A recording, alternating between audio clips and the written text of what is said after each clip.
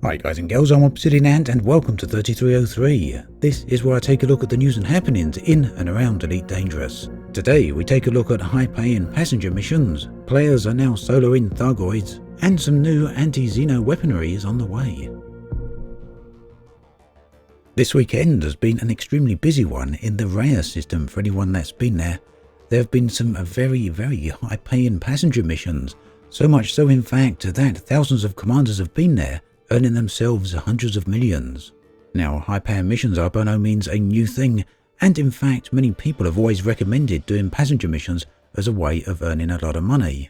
So in that sense, systems like Raya and many others are not new to this type of behaviour. However, the payouts are now much higher than they used to be.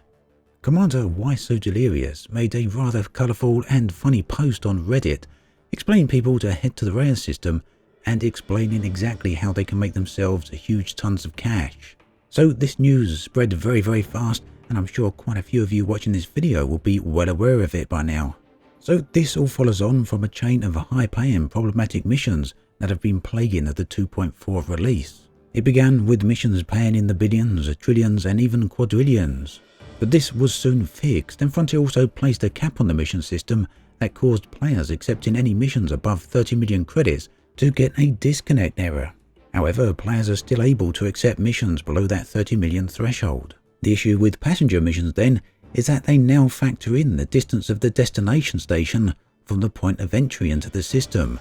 So that missions which go to stations that are 20,000, 50,000 or even 100,000 light seconds away from the point of entry will have a far greater payout than other types of missions. So this has resulted in payouts of 10, 15 and even 20 million credits per mission. And of course these can be stacked, meaning that players have been making 100 million and even more per run. Now Frontier haven't said anything specifically about the situation in Rare. After all, it's not just limited to that system, it does seem to be somewhat of a background simulation issue as well as a mission pricing issue, and you can find this in many other systems around as I mentioned earlier. However, Frontier have requested that people don't abuse the high-paying mission situation, and you can see a post from Ed Lewis in the video description below. However, how this applies to the passenger missions in Raya and other systems is very much open to interpretation. After all, the vast majority of passenger missions there pay somewhere in the range of 1 to 6 million.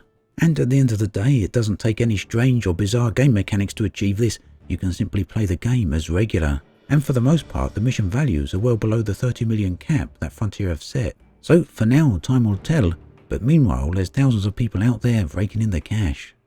One of the fixes that was supposed to come with 2.4 was the ability to take on multiple missions and use a single mission target to complete all missions. Most famed for these is the Quince system, whereby you can stack 20 missions and then complete all of these missions with a singular planetary base scan.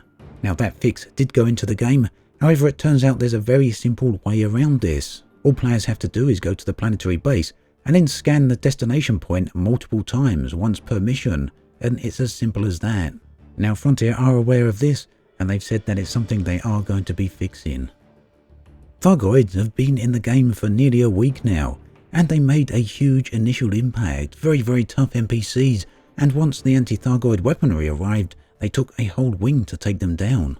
However, since then, players have become progressively more efficient at taking on the Thargoids.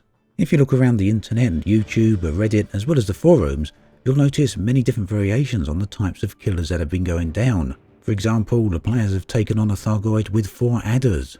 There's also a growing list of solo kills with ships ranging from the big 3 right down to an Imperial Courier, and I'll link that particular fight in the video description below. You can see a little bit of it here, but essentially those fights have involved reversed flying as well as kiting the Thargoid, and in the case of the smaller ships, kiting the Thargoid to a nearby station. There's also another video you can see right here, whereby the commanders effectively insta-kill the Thargoid, and they do this by a whole ton of missile spam. However, for those of us that don't want to do reverse flying, kiting or missile spam, Gluttony Fang has created a very nice guide on how to solo a Thargoid, and I'll link that in the video description below. Very helpful. In related news, it turns out that Thargoids appear to be getting increasingly closer to the Sol system. In this video, you can see Alien Aftermath in HIP 17962. Now, apparently there's no non-human signal sources there. However, there is this rather unusual looking megaship. So then, if the Thargoids are going to continue making inroads into inhabited space And based on how efficiently players have been taking them down, it might be a good idea if the Thargoids perhaps rethink their approach. This week's community goal is again focused on anti-Xeno weaponry. As you can see here, it appears that the focus this time is probably on a multi-cannon. However, there's no specific news on exactly what the weapon is or what sizes it's going to come in. However, the community goal is doing much better than the previous one, this time getting very close to tier 6 already, and there remains a possibility that just maybe it will reach tier 8. And currently it's going to be available at military, high-tech and industrial planetary bases. The future of Elite Dangerous is at long last about to be revealed at the end of this week, in fact, at the Frontier Expo. Now it looks like there's plenty of things going to be going on at the event, and I'll link the schedule in the video description below. But for the most part, I think people will be most interested in the Elite Dangerous 3004 the year ahead, and this should be scheduled around 5 PM along with the reveals for Jurassic Park and Planet Coaster. Now I believe Frontier are going to be live streaming the event, so hopefully they'll be revealing details of that very soon. I'm also going to be at the event, so looking forward to meeting any of you that will also be attending. Now I'm going to be vlogging from the event, so I'll be able to keep you all updated with everything that's going on there. And hopefully there's going to be a few nice surprises.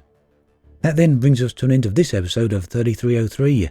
As always, thanks for watching, and I'll catch you guys and girls next time.